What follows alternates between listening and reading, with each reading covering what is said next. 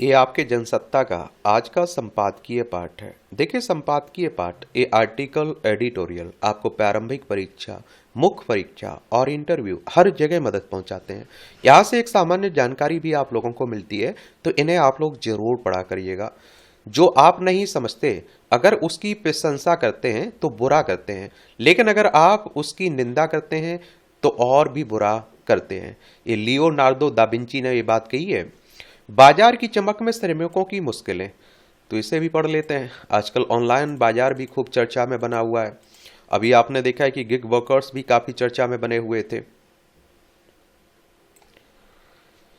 घर बैठे भोजन अन्न सामान पहुंचाने वाले कर्मियों की पिछले वर्ष के आखिरी दिन यानी कि 31 दिसंबर को घोषित हड़ताल से संबंधित कंपनियों को आशंका थी कि उनके कारोबार को बड़ा नुकसान हो सकता है। गिग वर्कर्स की बात हो रही है। काम का दबाव, असुरक्षा और घटती कमाई के बीच इन श्रमिकों का हड़ताल का मकसद अपनी समस्याओं को देश के सामने लाना था। हालांकि रोजाना का पारिश्रमिक होने के डर से ज्यादातर श्रमिक इस हड़ताल से दूर रहे, और इसमें किसकी जीत हुई और किसकी हार, और इससे इतर यह बात जानना महत्वपूर्ण है कि अगर इन कर्मियों के हित की अनदेखी की गई तो आने वाले समय में शहरों महानगरों में ऑनलाइन मांग पर सामान पहुंचने की व्यवस्था पर आश्रित समाज की तकलीफें भी बढ़ेंगी। और इस घटनाक्रम में एक बड़ा बदलाव तब आया जब इन कर्मियों की सुरक्षा को प्राथमिकता देते हुए केंद्र सरकार ने त्वरित सेवा देने वाली कंपनियों को 10 मिनट में सामान पहुंचाने के दावे पर रोक लगा दी। सरकार के निर्देशों के बाद संबंधित कंपनियों ने अपने मंच से यह दावा हटा दिया कि सरकार ने यह फैसला सीधे तौर पर सामान पहुंचाने वाले कर्मियों पर पड़ने वाले अत्यधिक दबाव और तेज रफ्तार से होने वाले हादसों को रोकने के उद्देश्य से किया है। बेशक हड़ताल में ये कर्मी पूरी ताकत से हिस्सा नहीं ले सके, लेकिन जो संदेश वे देना चाहते थे उसमें वे सफल रहे। हड़ताल की मांग सामान पहुंचाने वाले कर्मियों की तेलंगाना प्रदेश संगठन की अगुवाई में उठी थी, जो पिछले वर्ष 25 दिसंबर को ऐसी मुद्दे पर सड़कों पर उतर रहा था। ये घटना देश में हाल के दशकों में पैदा हुई ऑनलाइन बाजार अर्थव्यवस्था की गहरे संकट का संकेत है, और एक ऐसी अर्थव्यवस्था जो देश को भले ही डिजिटल क्रांति की ऊंचाइयों पर ले जा रही है, लेकिन उसके आधार स्तंभों को कमजोर कर रही है। पिछले कुछ अरसे से ऑनलाइन बाजार अर्थव्यवस्था की हिमायत यह कर की जा रही है कि यह वास्तव में स्वतंत्रता का बाजार है, और इसमें हर कोई अपने मन के मुताबिक काम करने को आजाद है। वे अपने काम के घंटे तय कर सकते हैं, पर सवाल यह है कि क्या वास्तव में इन कर्मियों को काम की आजादी है। नीति आयोग ने वर्ष 2022 की एक रिपोर्ट के अनुसार वर्ष 2020 में देश में ऑनलाइन मांग पर सामान घर पहुंचाने वाले कर्मियों की संख्या करीब 77 लाख थी, और नीति आयोग योजना आयोग को प्रतिस्थापित करके आया था 2015 में। यह आंकड़ा वर्ष 2030 तक 2.35 करोड़ तक पहुंचने का अनुमान है, और इस अर्थव्यवस्था में किशोरों और युवाओं 16 से 23 वर्ष की भागीदारी वर्ष 2019 से 2022 के बीच 8 गुना बढ़ चुकी है। कर्मियों की संख्या बढ़ना यह दर्शाता है कि ऑनलाइन बाजार बढ़ रहा है, लेकिन इस अर्थव्यवस्था में उपजे संकट की अनदेखी भी नहीं की जानी चाहिए। क्या नहीं की जानी चाहिए। और आजकल आप लोग देख भी रहे हैं कि जो स्टूडेंट रहते हैं, जो युवा रहते हैं, वो भी पार्ट टाइम की तरह इन कामों को कर लेते हैं। और इस अर्थव्यवस्था को समझने के लिए हमें औद्योगिकीकरण के बाद विकसित रोजगार शैलियों में झांकना होगा। पारंपरिक रूप से नौकरियां स्थायी, पक्की या संविदा आधारित ठेके रही हैं, जबकि स्वतंत्र रूप से किए जाने वाले कामकाज में विकल्प खुले रहते हैं। इसके बाद आई ऑनलाइन मांग आधारित अर्थव्यवस्था, जो एक मुक्त बाजार प्रणाली है, जहां नियोक्ता श्रमिकों को अल्पकालिक कार्य के लिए अनुबंधित करते हैं। ये श्रमिक आप देखेंगे क्या, ये श्रमिक पारंपरिक नियोक्ता कर्मचारी संबंधों से बाहर काम करते हैं। ऑनलाइन बाजार अर्थव्यवस्था को कोविड महामारी के दौरान रफ्तार मिली, जब दुनिया पूर्णबंदी में ठहरी हुई थी। तब घर घर सामान पहुंचाने वाले श्रमिकों ने इंटरनेट की बदौलत इस अर्थव्यवस्था को जिंदा रखा। और आप देखिए, स्मार्टफोन के बढ़ते चलन और सस्ते इंटरनेट डेटा ने ऑनलाइन मंचों तक पहुंच को सुलभ कर बनाया। आर्थिक उदारीकरण ने प्रतिस्पर्धा बढ़ाई, और आप देखेंगे कि और ऑनलाइन बाजार में लाखों रोजगार पैदा हुए, और ऊपरी तौर पर युवाओं को यह विकल्प आकर्षक लगता है। इसमें काम और जिंदगी का संतुलन, अतिरिक्त आय, लचीलापन जैसे आकर्षण शामिल हैं। देश के सरकारी ई कॉमर्स पोर्टल पर 2023 में 28.62 करोड़ लोगों ने पंजीकरण कराया था, जो घर पर सामान पहुंचाने वाले श्रमिकों की संख्या में बढ़ोतरी को दर्शाता है। और कई बार तो मैंने देखा है कि जो बच्चे स्टडी कर रहे हैं ना शहरों में रह के, वो भी ये काम कर लेते हैं। उससे उन्हें पैसे की थोड़ी बहुत जरूरत पूरी हो जाती है, और आप देखते हैं अपनी पढ़ाई भी बनी रहती है। मगर IFAT और यूनिवर्सिटी ऑफ पेंसिल्वेनिया के सहयोग से किए गए एक सर्वेक्षण के मुताबिक घर पर सामान पहुंचाने वाले 43% श्रमिक दिन में 500 रुपए से कम कमाते हैं। इनमें से करीब 41% को साप्ताहिक छुट्टी भी नहीं मिलती है। 72% अपना मासिक खर्च नहीं चला पाते। उनकी 30 से 40% आमदनी संबंधित मंच का शुल्क चुकाने में जाती है।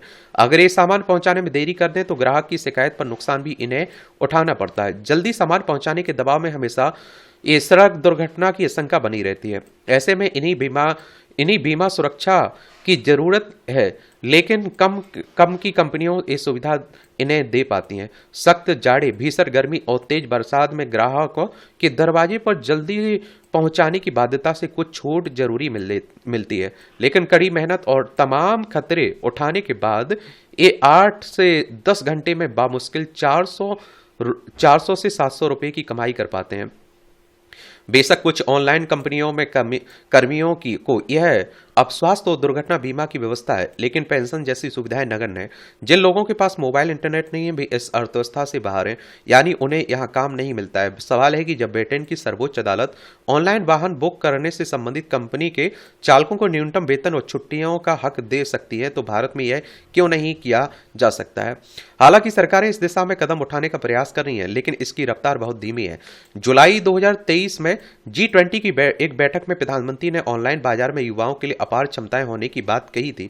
राजस्थान ने 22 जुलाई 2023 को ऑनलाइन बाजार से जुड़े कर्मियों के लिए विधेयक पेश किया था, जिसमें पंजीकरण, कल्याण, बोर्ड एवं शुल्क, वित्तीय लेनदेन और जुर्माने का प्रावधान था। इसके बाद कर्नाटक ने 2 से 4 लाख रुपए का मुफ्त बीमा घोषित किया था, मगर पूरे देश में एक समान लागू होने वाले कानून का आज भी अभाव है। सरकार चाहे तो इस मामले में त्रिआयामी नजरिया अपना सकती है। पहला, इन कर्मचारियों के लिए सरकारी कोष में कंपनियों का योगदान लिया जाए। दूसरा, बीमा के लिए अनौपचारिक योजना का विस्तार किया जाए और जिसमें कर्मचारी खुद आंशिक योगदान करें। तीसरा, संबंधित कंपनियों से इन योजनाओं के लिए व्यापक समर्थन हासिल किया जाए। हालांकि इस मामले में भी स्वरोजगार और कंपनियों पर निर्भर होने वाले रोजगार के बीच का धुंधल का साफ नहीं होता है। यह एक अहम पहलू यह है कि पूरी दुनिया में पारंपरिक नौकरियां घट रही हैं। कृत्रिम बुद्धिमत्ता से इस पर बेहनता दबाव है। अनुमान है कि 2035 तक ज्यादातर नौकरियां अस्थायी किस्म की होगी। हालांकि मोटे तौर पर युवाओं को ऑनलाइन बाजार में नौकरियां पसंद है, लेकिन सामाजिक सुरक्षा, अत्यधिक दबाव और काम के घंटों की अनिश्चितता के माहौल से उनकी परेशानियां बढ़ जाती हैं। ऐसे में सरकार और कंपनियां दोनों को मिलकर कोशिश करनी होगी कि इन कर्मियों के भविष्य को सुरक्षित किया जाए। क्या किया जाए? सुरक्षित किया जाए। बाकी आप लोग क्या सोचते हैं, अपनी राय आप लोग बता सकते हैं। तुलना के पैमाने।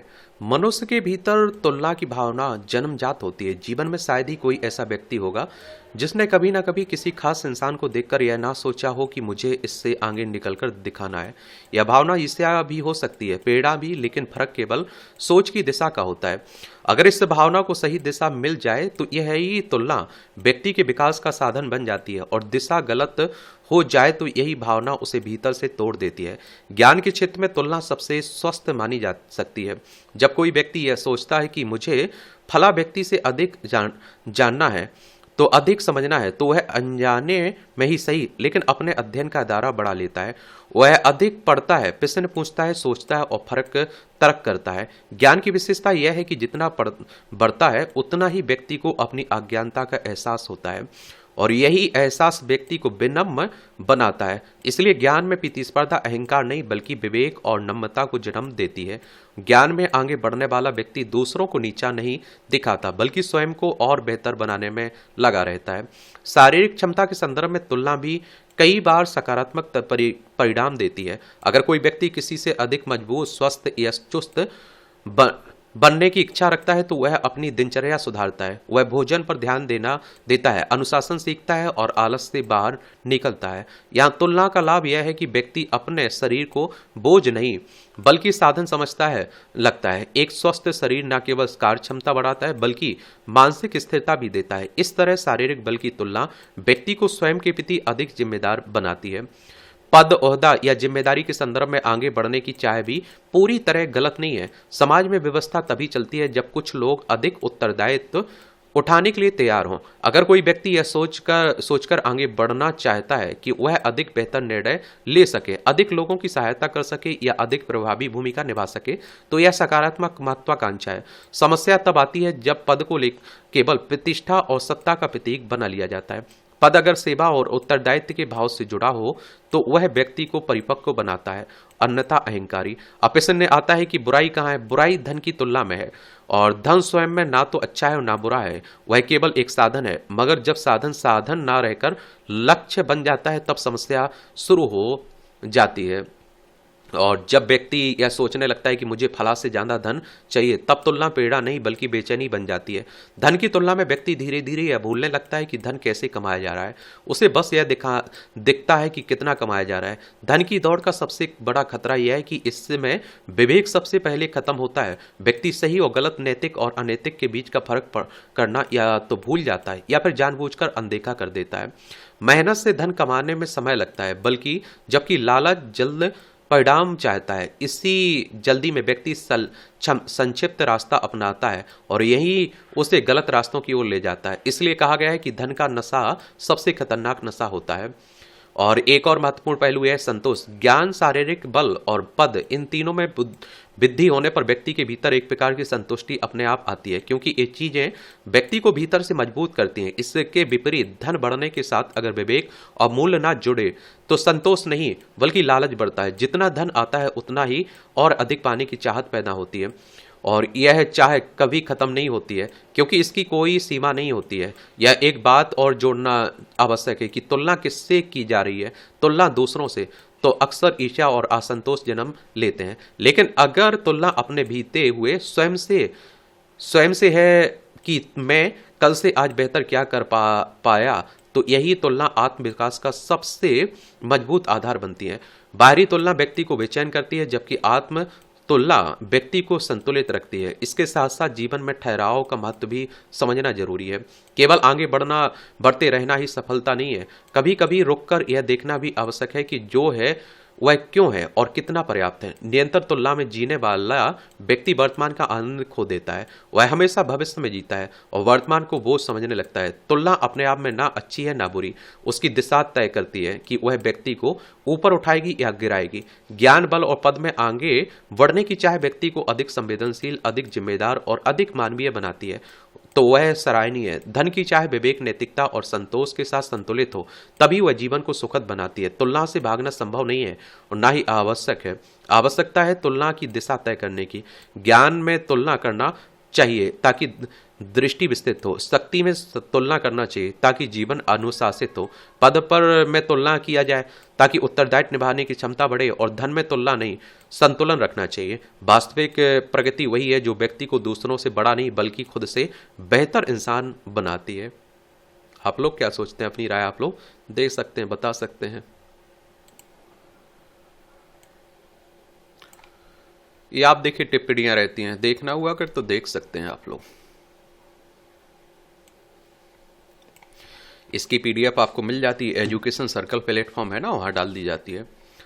आतंकी चुनौती। जम्मू कश्मीर के किश्तवाड़ जिले में रविवार को सुरक्षा बलों और आतंकियों के बीच मुठभेड़ में एक जवान शहीद हो गया और जबकि 7 अन्य घायल हो गए हैं। सवाल है कि आखिर जम्मू घाटी और देश के अन्य हिस्सों में आतंकवाद पर अंकुश क्यों नहीं लग पा रहा है। और जो हमारा पड़ोसी पाकिस्तान है ना, ये हर संभव कोशिश करता है कि भारत में अशांति फैलाई जाए। लद्दाख, जम्मू कश्मीर, पंजाब, राजस्थान, गुजरात, 5 राज्यों की सीमा हमारी लगती है किससे? पाकिस्तान से। 1947 तक भारत का हिस्सा हुआ करता था।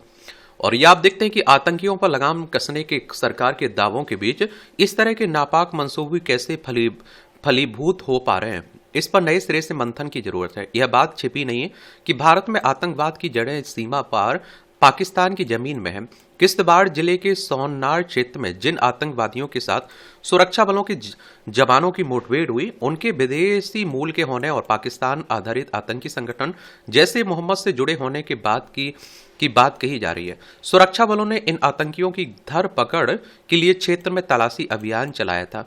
घाटी में इस तरह के अभियान के दौरान सुरक्षा बलों और आतंकियों के बीच मुठभेड़ की खबरें अक्सर आती रहती हैं और इससे एक बात तो स्पष्ट है कि कश्मीर में सुरक्षा बलों का सूचना तंत्र मजबूत है, लेकिन इस तरह की वारदात में किसी जवान का शहीद हो जाना दुखद और चिंताजनक है।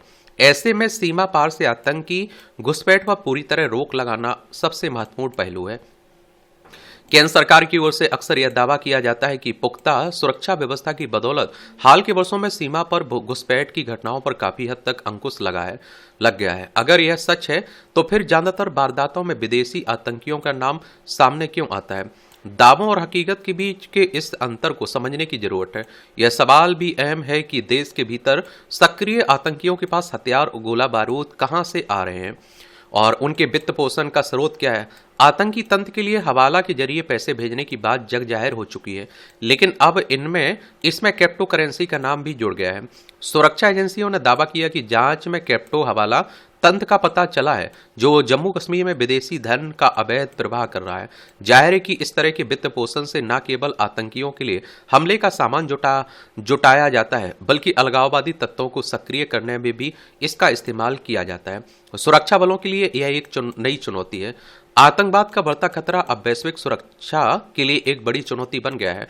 आधुनिक तकनीक के दुरुपयोग से यह खतरा और भी व्यापक एवं भयावह होता जा रहा है। आतंकवाद से सबसे अधिक प्रभावित देशों में भारत भी शामिल है। हालांकि हाल के वर्षों में देश के भीतर आतंकी वारदात में संख्या की लिहाज से कमी आई है, लेकिन लक्षित हमलों को और ज्यादा भीषण बनाने के प्रयास बढ़े हैं। वर्ष 2016 में पठानकोट हमला, 2017 में अमरनाथ यात्रियों पर हमला, 2019 में पुलवामा हमला, पिछले वर्ष पहलगांव में पर्यटकों को निशाना बनाने की घटना इसका उदाहरण है। ऐसे में जरूरत इस बात की है कि सीमा पार से घुसपैठ रोकने के साथ आतंकवादियों के वित्त पोषण के तंत्र को तोड़ने के लिए व्यापक एवं प्रभावी रणनीति तैयार की जाए।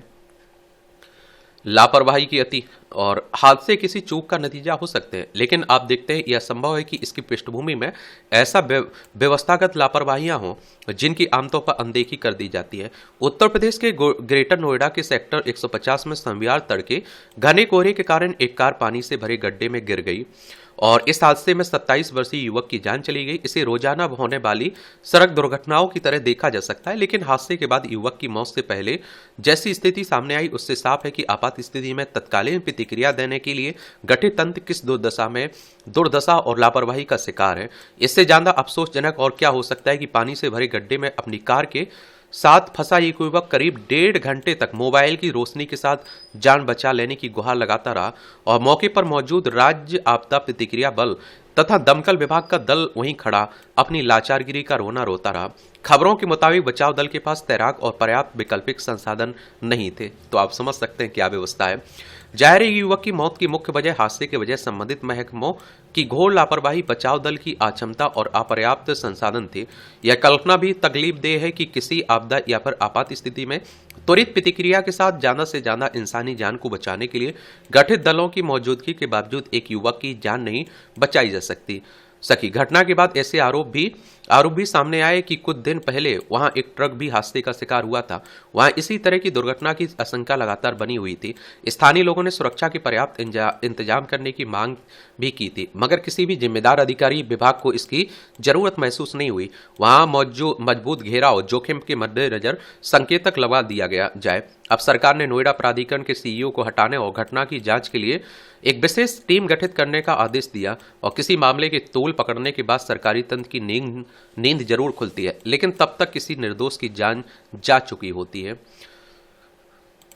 आप लोग क्या सोचते हैं बताइए आप लोग।